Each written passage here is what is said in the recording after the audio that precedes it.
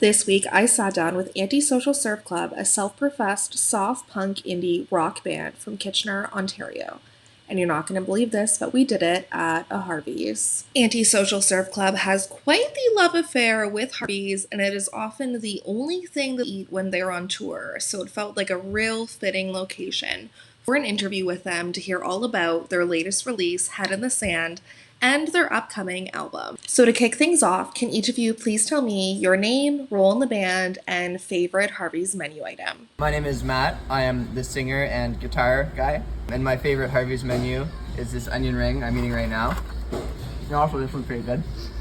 My name's Dan. I play drums in the band, and my favorite Harvey's menu item is this brisk lemonade frozen summer drink that I got for $3 all summer long. My name's also Dan, and I play bass in the band. My favorite menu item is the frings, which is a secret hack because you actually get twice as much. Yeah, it's the same. Wow. The more you know. So tell me now, what is AntiSocial Surf Club all about? What genre of music do you guys play, and where are you from? We are a rock band from Kitchener, Ontario, and now Woodstock, Ingersoll, Cambridge, Let's just say and Kitchener. Kitchener, Ontario. Let's just say Kitchener. Toronto, some days of the week. Ottawa. Ottawa. We've been Peterborough. there. We like to think we're from every town that we visit because a little part of us stays in those towns and a little part of those towns comes with us to the next location. And how did AntiSocial Surf Club come to be? What is your origin story? Do you guys have any lore about how the band got started? That's really the foundation for this, was our grade 7 talent show. Holiday by Green Day. Oh, Bruno Mars in there. Pre-Uptown Funk when he was just a little indie artist. Oh, K-Non. Oh, man. K-Non. We really peaked in Coca-Cola 2008. The Coca-Cola version? You know, wave and flag the Coca-Cola version. I didn't know they had that. Dude, I thought only you gotta Lola check it had out. a Coca-Cola version. I only joined the group later. I'm not the center point of this group. We are. I was the Kijiji acquisition. $20 less than we agreed upon, and The best thing about finding your bassist on Kijiji is that it's one fixed price, and then after that, like, you don't have to pay him residuals, you don't have to pay him for shows, no Spotify residuals, anything like that. You're in. Yep. Now, AntiSocial Surf Club is a pretty unique band name, so I need to know, where did this name come from? I was working in British Columbia, and he came back and he had a hat on that said AntiSocial Surf Club on it. I said, hey, that should be our band name. And he said, that's what I was thinking. That's the whole story. Say like smooth like butter or something like that. And just like a picture of a stick of butter. I don't think that's trademarked. So No, I think we're good. You can't trademark a stick of butter. You can't trademark anti-social. Well, we did. We trademarked AntiSocial Surf Club. So you can't have it now that we have it. If you're better than us, you can fight us for it, and then you can have it. Probably win.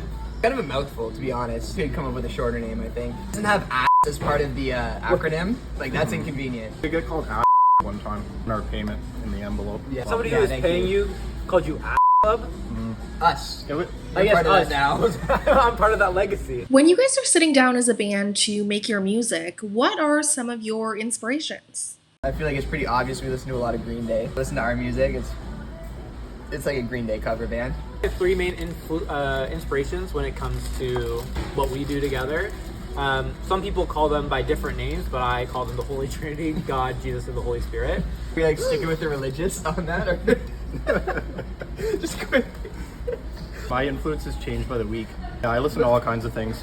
Do you guys have any favorite memories as a band? One thing that was super memorable was over the pandemic, we got together in a cottage together because everything was shut down.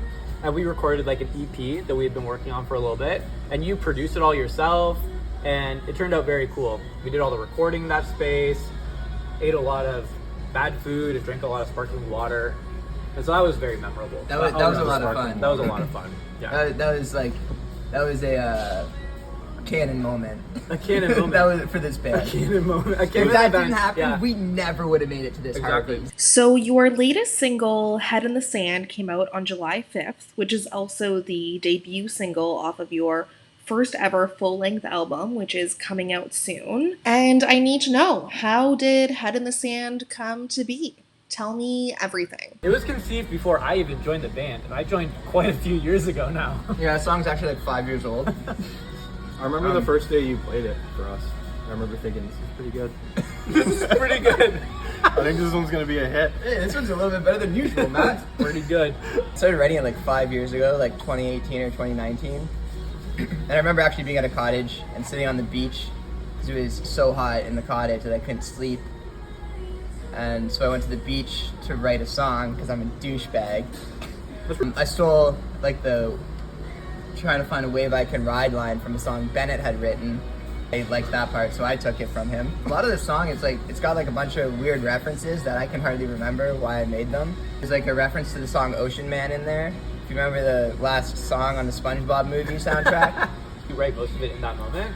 I think a lot of it I did, which is weird because it usually takes me like, well, I mean, we worked on it for 5 years though. Sure. Like, I was changing But like the lyrics. bones of it. Like I was changing the lyrics in the studio Yeah. while we recorded it. Yeah, that was pretty cool though, to see you kind of keep evolving and pushing the song, because it had been around for a while. Or even like when I joined the band, we started making changes to it, because I joined, and then you were like, you just got to do it like this, and you played me something wild, and I was like, you just like tossed an extra beat in here, Yeah. like I could not figure out what you guys were doing. Yeah, we used because to also play- there was no drummer, so it's just like two guitarists and a bassist being like do do do do do do do do do do. And I forgot yeah. about that. There's like an extra half beat in there or something. Yeah. Yeah, there was like an extra full beat just randomly in the chorus, and I still like try and play it that way. And usually that's cool. That makes the song more interesting. But I was like, I can't do this. This is my first day. So that's how the song changed. We recorded it with some local boys over at Canadian Daydream Studios in Kitchener as well. And that was a very cool experience because we did the whole album with them. We got to come in, lay down some drums and bass, hang out while you did vocals. Lights had to be off and nobody could look you in the eyes. And we had to yell at you until you cried. And then once you hit that kind of precipice, you said, I'm ready. Stand up. It's all in the dark. We couldn't really tell either. You stand up in the dark, get to the microphone, and you just start going. And it was beautiful. Head in the sand, head in the sand. Head in the sand, head in the sand. And that's where the magic happened. So obviously you guys eat a lot of Harveys while you're on tour, and evidently we are at a Harvey's right now to conduct this interview. But I need to know, how did this love affair with Harvey's get started? We were driving together to Peterborough for one show when we did our tour last year, and we just like kind of drove through Toronto, and we were like, what should we get for lunch?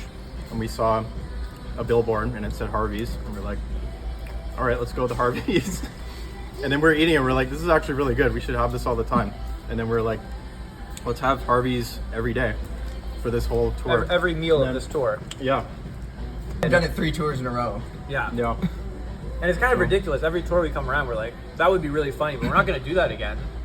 And then we do And it then again. every No. year we just do it more. And this year we added TikTok into it. And then Harvey's reached out to us because we made unhinged TikToks and Harvey's like these are now. We're like licking plates and like making messes respectfully. And they were like, we like what you're doing. Here's $100. And look at us now. Well, since you guys are basically the Harvey's experts at this point, what are your go-to orders? My go-to Harvey's ordering meal is, you gotta take it a step back further. You walk into the store, you breathe in the crisp Harvey's air, and you get excited for what's about to happen. You walk up to the counter, you're greeted by a smiling employee who's ready to help you, make your hamburger a beautiful thing. I'm basically vegan, so I go for the veggie burger here. I'll add some lettuce, some tomatoes, some pickles on there, do the whole gamut. Get a side of fries with that. If I'm feeling crazy, go onion rings. And then usually I'll get a Sprite or root beer. I like to mix it up, so I try to get something new every single time. Although this time I went very regular, and I got the crispy chicken with the frings, with Pepsi or Coke, and I don't remember which one it was. It's always one or the other, and they both taste the same. I love eating chicken, so I'm always getting a chicken burger, absolutely chicken, no matter what. And then usually they ask if you want fries or onion rings, and I just answer quickly based on what I heard first. Cause Yeah. like, I don't want you to waste any time wondering what I want. Just give me something. Well, obviously, you guys just released Head in the Sand, but I know this is just the beginning of a really exciting couple of months for you. So, what is all in the horizon for AntiSocial Surf Club? We got an album coming up in the fall. We're releasing it one song at a time. 6 releases and 7 songs. So one of those is a 2-part single, and it's a 10-song album.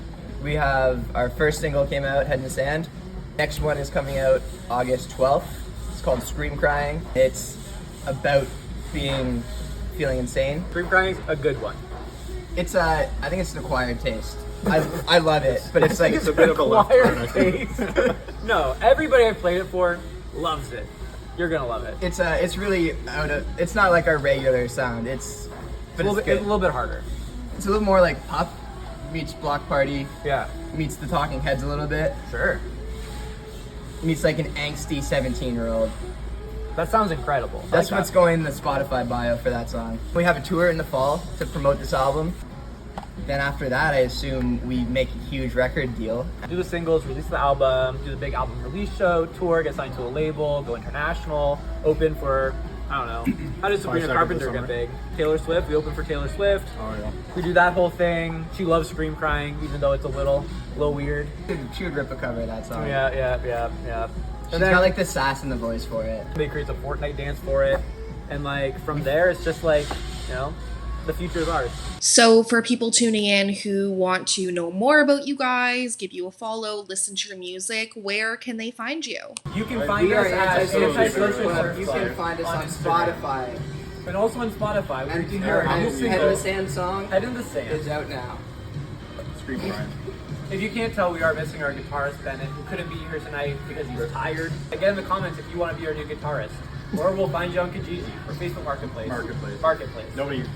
It's bigger now. Well, thank you so much, AntiSocial Surf Club, for such a fun interview. You can find these guys at antisocial_surf_club on Instagram, and you can listen to their music now on Spotify. When do you guys think we should start doing Fortnite concerts? I think we should have been doing them already. Is it like too late now? Like, No. are they like passe? To be honest, I don't even know what that is. Passe? No, A Fortnite concert. I know what It's- passe is. I was like, bro. Bro, you don't even know passe? Bro.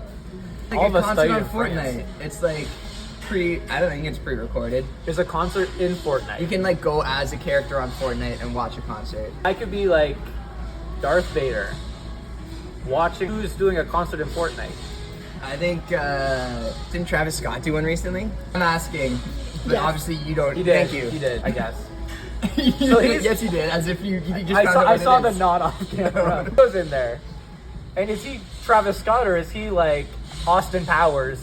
Night skin. I Fortnite don't skin know. Austin Powers, but it's actually Travis Scott doing a concert in Fortnite. I don't know the logistics. I'm trying to say, should we find out and do it? Listen, I'm not a Fortnite engineer. I don't know exactly how this thing works under the hood.